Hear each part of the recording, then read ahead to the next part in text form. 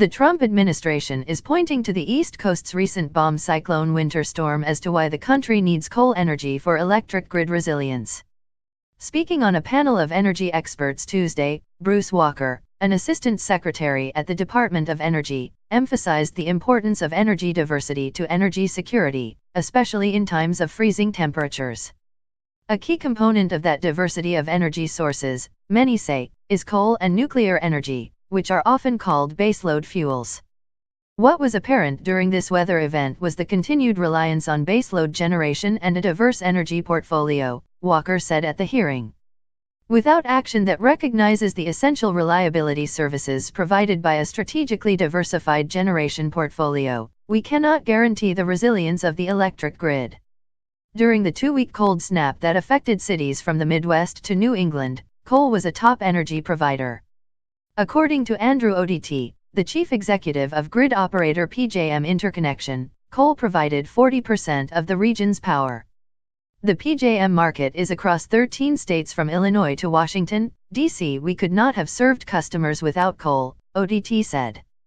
Asked by Senator Joe Manchin, DW. Virginia, how necessary coal-fired plants were to the stability of the electric grid, Kevin McIntyre, the chairman of the Federal Energy Regulatory Commission, FERC, said, "In this recent weather event, we wouldn't have seen any widespread outages absent coal, but coal was a key contributor. I share your overall view that all of the above has to be considered in our policy." While the national electric grid fared well during the most recent storm, Walker, the Energy Department official, argued that cities should continue to use coal energy in some capacity to ensure stability in times of emergency. The question isn't whether or not we could get rid of coal.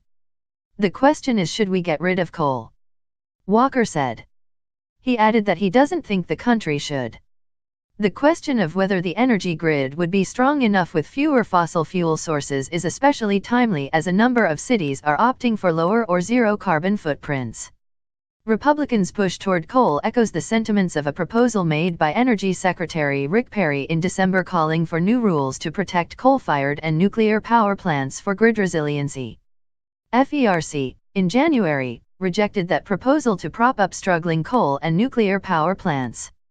The success of the power grids during the recent bomb cyclone, which threw a number of East Coast cities into record-breaking lows in January, also added to criticism from Democrats and others as to whether aging coal-fired and nuclear plants really were needed to help the power grid.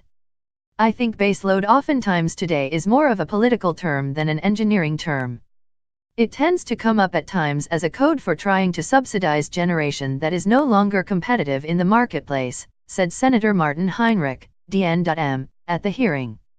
Coal generators, when they go down, are providing zero power to the grid.